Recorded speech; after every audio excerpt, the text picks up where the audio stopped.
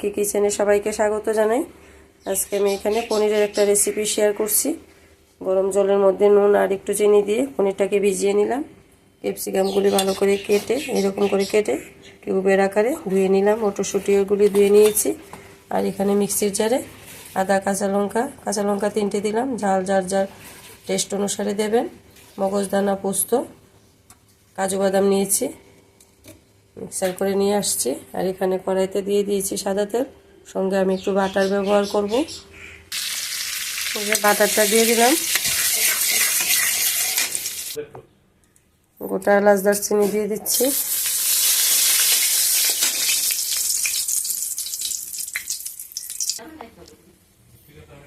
গোলমরিচ আর লং দিয়ে দিচ্ছি।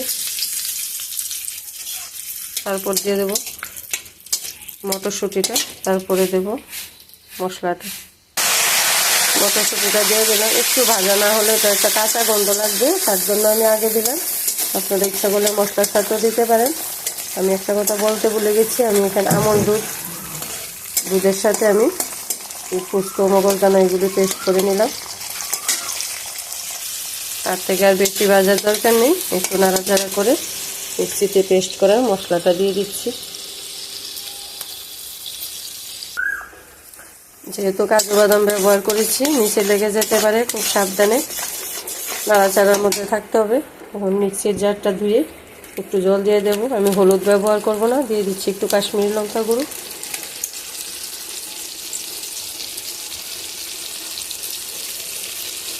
ঠিক আছে, এখন দিয়ে দেবো আমি 2 চামচের মতো টক দই।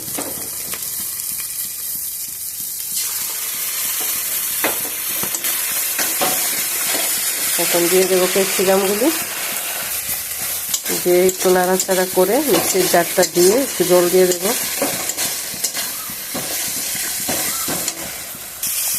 দিয়ে দেবো সামান্য একটু জিরের গুঁড়ো, আর দিয়ে দিচ্ছি নুন,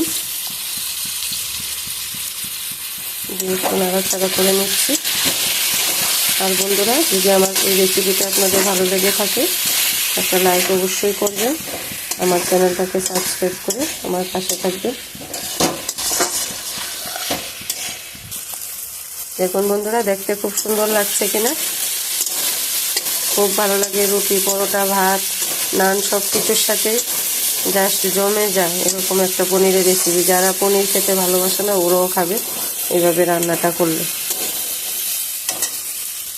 দিয়ে দিচ্ছি মিক্সির জারটা ধুয়ে জল,